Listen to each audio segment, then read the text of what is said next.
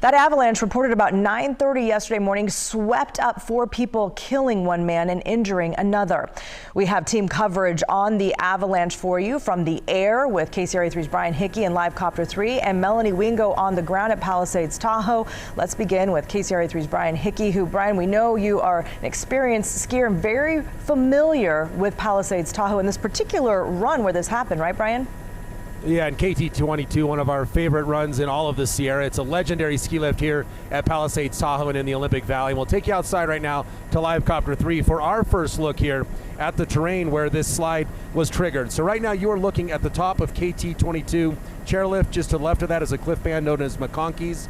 And then right to the right, you can see the base-to-base gondola and a ski patrol shack just to the right of the lift. Now look right below the lift, you'll see a prominent line across the slope.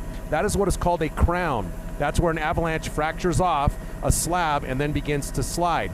At this point, I can't say for certain that that is the crown from yesterday's slide. That could have been activity from today, but it does look like an older crown to me, and this is the exact location where that slide was reported in the area known as GS Bowl. Now we will follow that slide down and we'll continue down through. This is the gully that snow took. You can see some of the debris off to the left side of your screen and down the center as it flowed over the what's called the GS cliffs and then down into the terrain below. We'll continue down a little bit further and you can see how that snow kind of funneled off to the left and then right in here. I believe that this is the area where we saw those rescues happening, that flatter terrain where the snow came to rest. That would have flushed those skiers down into this area, and some of them were swept into the lowlands there by the snow, and I believe this is the area where those rescues were happening in this area known as GS Bowl.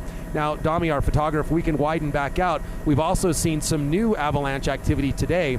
Again, the reason I can't say that that is yesterday's slide, although I'm quite certain it is because, again, we had new snow last night. Now, look at the right side of your screen. That, to me, is clearly avalanche activity that was today. That is a fresh slide right there to the right, and likely some of the avalanche control that was taking place today with crews out there trying to stabilize the hillside after last night's snow. Not only the snow that fell, but also the snow that was transported by the high winds that we saw over the Sierra. Those are all concerns in avalanche terrain. And of course, as they want to investigate yesterday's slide, they need to mitigate that danger so that they can put the professionals in that area and go in and do that work. And you can see here they're trying to reestablish the CAT road that was wiped out in the snow and in the avalanche yesterday. That CAT operator right now trying to reestablish that CAT road there that accesses or comes from KT22. So there's one of the blast holes. That's a sign of where Ski Patrol dropped a charge and tried to trigger avalanches, whether that was today's hole or yesterday's hole, unclear to say right now at this point. But this is the area, KT22 here at Palisades Tahoe. We'll go back to the left a little bit there, Dami.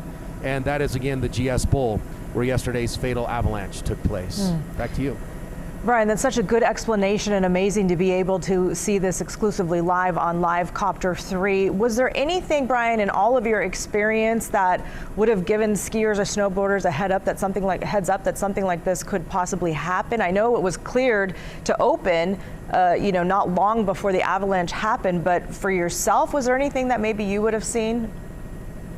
No, I think those people who were the first ones up on KT22 chair were jubilant. It was the first day that KT had actually opened for the season. It's always special to get there on the first lift of any day, but to have the actual first day, everyone was excited to get up there and access this terrain for the first time this season. And unfortunately, Mother Nature the mountain always has control. We can do our best efforts to try to mitigate that danger.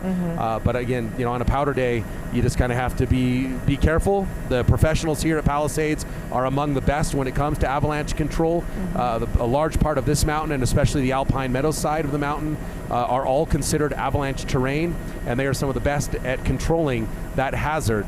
But again, sometimes we get a reminder that the mountain is ultimately in control. And would you call this truly a freak accident?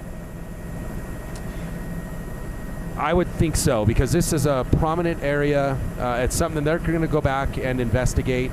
There have been some weak layers in the snowpack. There's a persistent layer where some of the avalanche forecasts have been eyeing this persistent layer, and I'll be curious to know if that's where the snow failed, on this weak layer that exists under what is now the new snowpack on top of it.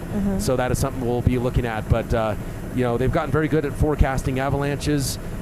but when you have high wind scenarios, there's a lot of snow that can be moved around. Yeah, and it's moved around unevenly, correct? Correct. It all depends on the direction of the wind and the terrain. It will collect it. Think of kind of like a sand dune. Snow gets moved from one area to another, and that creates what's called a wind slab. And you can see the prominent slab where it broke off. I'm trying to, it's hard to say how big that crown is from here, but it's at least 12 to 18 inches tall, just looking at it from Live Copter 3 here and judging by the size of the trees around it. Well, and before we let you go, Brian, have you ever been near an avalanche or involved in an avalanche in all your years of skiing?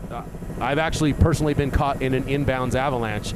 It was at Kirkwood in my younger years. My buddies and I all rushed out across the top of Chair 10 and dropped into an area called Big Sister Chute. I was the first one to drop in, and the whole thing slid. And the crown on that one was only about 4 inches, but it all funneled into a very narrow exit out of Big Sister.